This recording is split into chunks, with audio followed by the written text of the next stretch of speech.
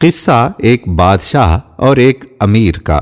وہ اتنا امیر تھا کہ اس کے خزانوں کے شمار کے لیے بے شمار منشی رجسٹرڈ اونٹوں پر لادا کرتے تھے، کیونکہ اس وقت الماریاں تو ہوا نہیں کرتی تھیں۔ اس کے خزانوں کی چابیوں کے لیے بڑے بڑے 40 کمرے تھے۔ اس کے 40 حرم تھے، اور ہر حرم میں 99 کمرے، اور ہر کمرے میں ایک کنیز۔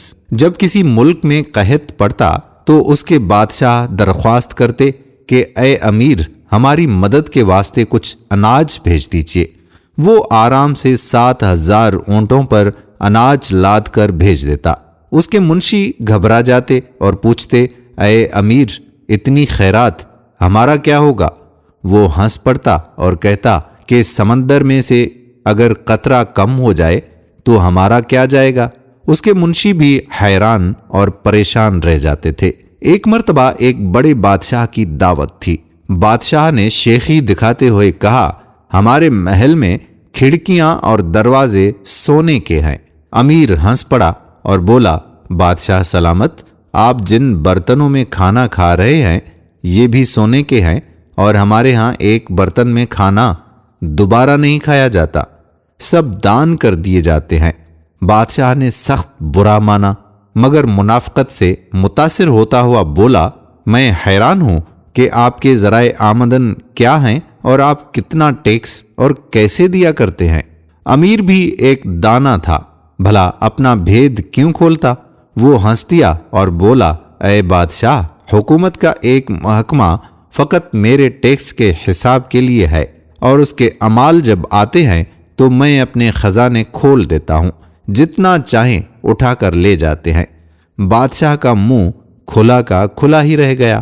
بادشاہ تھا سخت مکار۔ اس نے جاتے وقت کہا کہ آپ کی دولت اور شان و شوکت کا کوئی جواب نہیں۔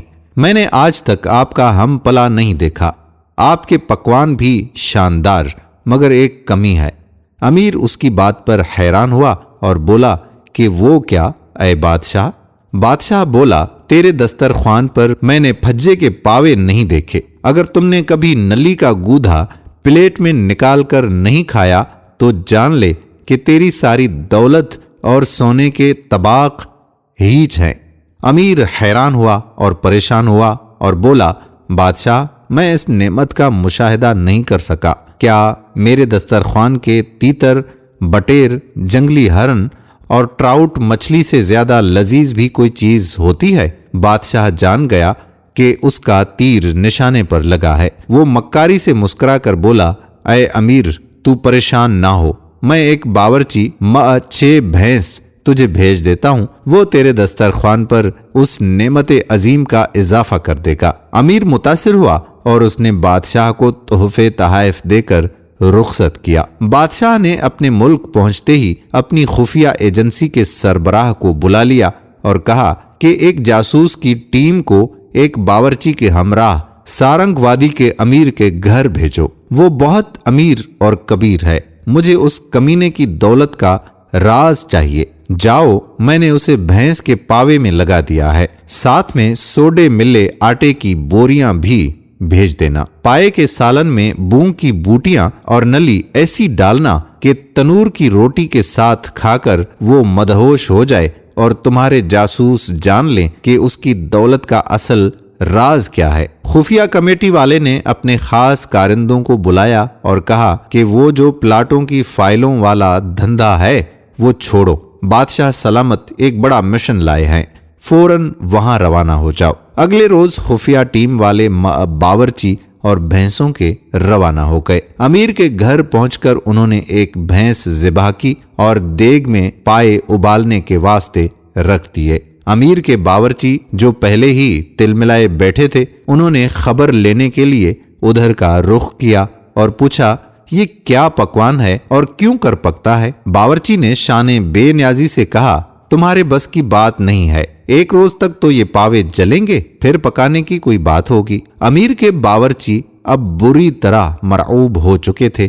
انہوں نے گھگھیاتے ہوئے کہا کہ اے باورچی، ہم کو بھی یہ پکوان کیوں نہیں سکھاتا؟ باورچی نے کہا کہ کچھ سوچا جا سکتا ہے، اگر تم بتلاؤ کہ تمہارے مالک کی عمارت کا راز کیا ہے۔ وہ اب ٹریپ ہو چکے تھے۔ بولے دیکھو جو تم جاننا چاہتے ہو وہ کسی کو نہیں پتا، مگر کبھی کبھی مالک اپنے کمرے میں آلو کے چپس بنوا کر کھاتا ہے، تو ہم نے دیکھا ہے کہ اس کمرے میں ایک چھوٹی تجوری ہے، جو راز ہے اسی میں ہے۔ باورچی نے یہ احوال خفیہ ٹیم والوں کو دیا اور ان سب نے مل کر ایک منصوبہ بنایا۔ انہوں نے امیر سے کہا کیونکہ ایسا پکوان کیونکہ آپ کے ملک میں عنقا ہے اور ہم محنت سے پکا رہے ہیں، تو کیوں نہ آپ کے محل کے سارے لوگ ساتھ کھائیں۔ امیر مان گیا اور شایان شان بندوبست کیا گیا۔ خفیہ ٹیم نے نلی اور بونگ پر بھروسہ کرنے کے بجائے پائے کے سالن میں افیم بھی ڈال دی۔ دعوت کے آغاز سے پہلے شاہی باورچی نے عوام سے خطاب کیا اور کہا کہ پائے کے شوربے کی اصل یہ ہے کہ انگلیاں آپس میں چپک جائیں۔ کھانے والا جب نلی سے گودا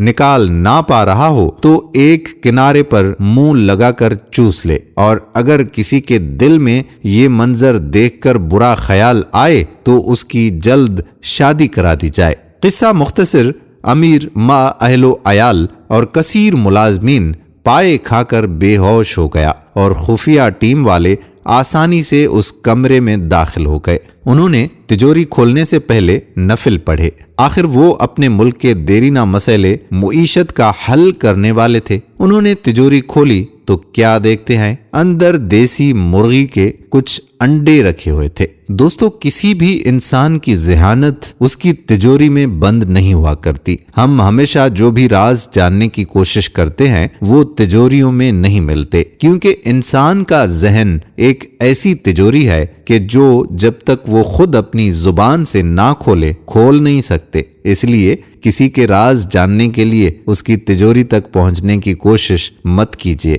اس کے ذہن تک پہنچنے کی کوشش کیجیے، اور ذہن کی تجوری جب کھلتی ہے جب آپ کے ذہن کی ان کے ساتھ ہم آہنگی ہو۔ امید کرتے ہیں کہ یہ ویڈیو آپ کو ضرور پسند آئی ہوگی۔ اگلی ویڈیو میں مزید باتوں کے ساتھ آپ کی خدمت میں حاضر ہوں گے۔